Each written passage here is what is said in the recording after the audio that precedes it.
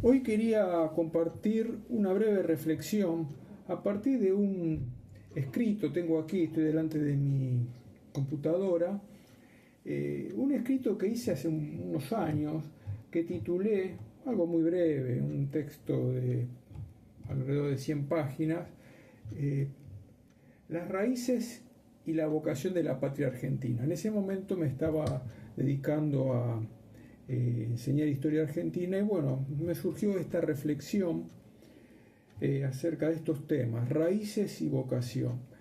Eh, Medio complicado la de la vocación de una nación, ¿no? ¿A qué está llamada una nación a indagar, dogmatizar acerca de cuál es la vocación? Lo intenté hacer aquí, no me interesa ahora meterme en ese tema, pero sí es interesante tocar el tema de las raíces. Toda nación tiene unas raíces, toda civilización tiene unas raíces. Y bueno, lo que yo intenté aquí en una introducción es enlazar las raíces de nuestra nación, en el caso de mi nación, la nación argentina, y de la nación de muchos por ahí que me están escuchando, aquellos que hablamos la misma lengua, enlazar con las raíces de Occidente, porque para entender las raíces de nuestra nación tenemos que comprender y reconocer las raíces de Occidente. Si bien es cierto que con esta historia de la patria grande latinoamericana y todas estas cuestiones latinoamericanistas, se ha metido mucho el indigenismo, y el indigenismo es más bien contrario a reconocer la identidad occidental de las naciones hispanoamericanas y americanas en general.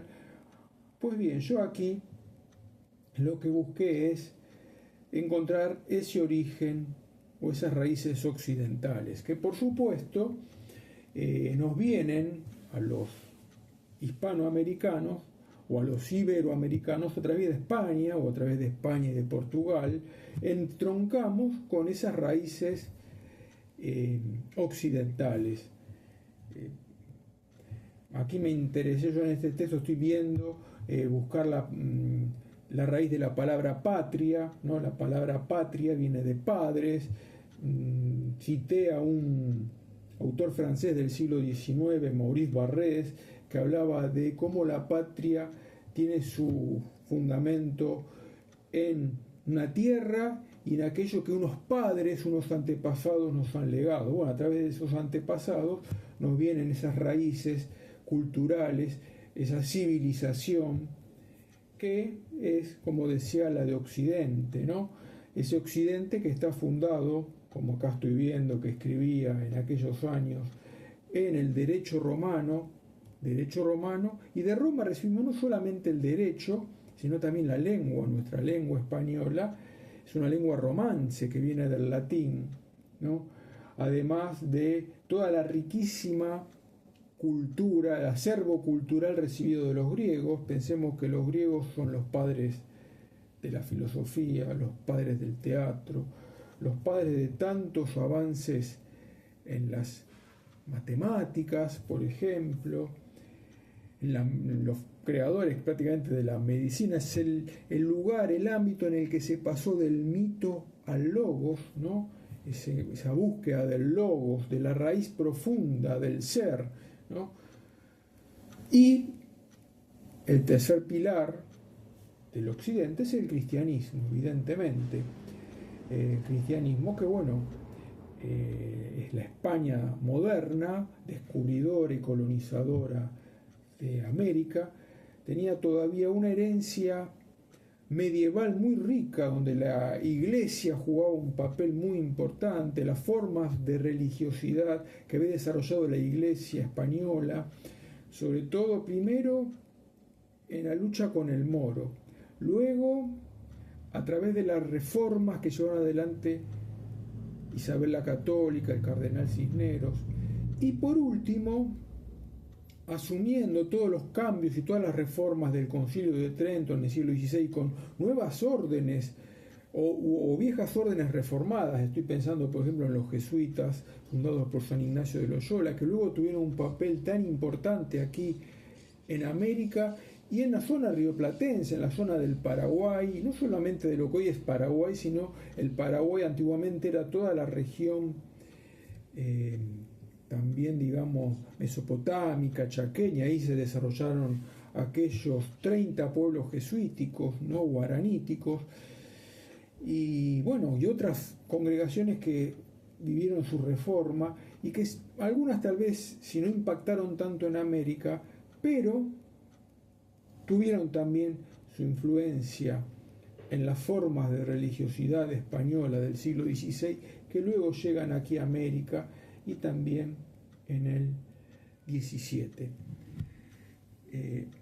Se suele decir, creo que esto ya tiene que estar superado, ¿no?, que España, la España moderna de los siglos XVI y XVII, llevaba un atraso con respecto a Europa en cuanto a la ciencia. ¿Por qué? Porque en el siglo XVII en Europa se da un cambio de paradigma científico, se desarrolla toda una nueva concepción a partir de, por ejemplo, de Descartes y de los descubrimientos científicos, astronómicos, el desarrollo de la física, de la nueva geometría, de las matemáticas.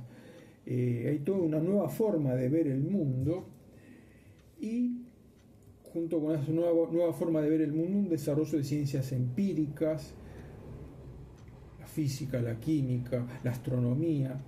Y aparentemente en relación con eso, la España estaría retrasada con respecto a los saberes. Sin embargo, en España se dio un gran cultivo, en España e Hispanoamérica, de viejos saberes humanísticos, ¿no? Siguió muy firme las universidades españolas y en las más de 30 universidades fundadas aquí en América, el interés por los conocimientos humanísticos, por las letras, por la filosofía, por la teología, por la vieja escolástica que se renueva, no es ya la vieja escolástica, es una escolástica renovada, y hay un pensamiento muy profundo acerca de las cosas humanas. Por lo tanto, es un gran error plantear que en aquella España y en aquellas Españas, ¿no?, Hispanoamérica, se da un atraso con respecto al resto de Europa. Hay otros intereses tal vez. Y, sin embargo, el padre Guillermo Furlón, sacerdote jesuita e historiador, se dedicó a estudiar cómo los jesuitas aquí en América desarrollaron una gran cantidad de ciencias, porque los jesuitas, tanto en América, él se ocupó de la parte americana, pero también en Europa, fueron grandes promotores de las ciencias. Por lo tanto, esa visión que plantea una España atrasada, hay que reverla. Bien, ¿qué más trataba yo en este escrito, aparte de buscar esas raíces, ¿no? Bueno, vi las instituciones a partir de las cuales se desarrolló la sociabilidad hispanoamericana, el ámbito fundamental de vida social en aquellas viejas patrias americanas. Estoy ubicándome antes de las revoluciones del siglo XIX, en la etapa mal llamada colonial, la etapa hispánica, ¿no? Los españoles fundaban ciudades y esas ciudades tenían su propia vida, su desarrollo local. Los criollos locales jugaban un rol muy importante, incluso en las zonas del Perú o de México. Las comunidades indígenas también tenían, dentro de la institucionalidad traída por los españoles, un desarrollo propio, unas vivencias propias.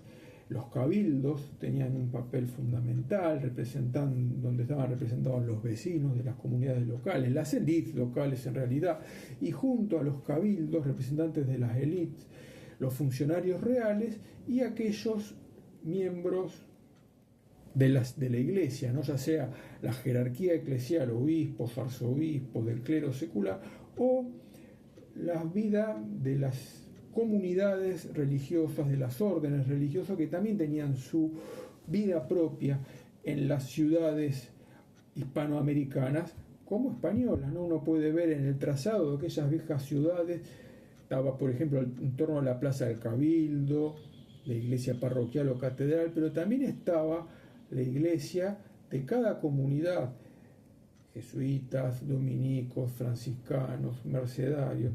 Era una vida social muy dinámica y muy influenciada por la cultura barroca. Habría que hacer todo un desarrollo, una explicación acerca del barroco, no solamente en el aspecto cultural, artístico, sino también en cuanto a la sociabilidad barroca. Estos siglos XVI y XVII tienen unas características propias que la ilustración del siglo XVIII, buscando más racionalizar, unificar, centralizar, va a ir limando esta diversidad tan grande que tenía la sociabilidad de aquellos siglos. Un breve bosquejo acerca de la vida en los siglos XVI y XVII en los territorios hispanoamericanos, a partir de lo que yo trabajé sobre las ciudades argentinas fundadas en aquellos tiempos. Eso se proyecta y se aplica a toda Hispanoamérica, ¿no? Pues bien, de este modo entroncamos las raíces de nuestra América con las raíces de Occidente. Hay mucho más para hablar, pero te dejo estas inquietudes.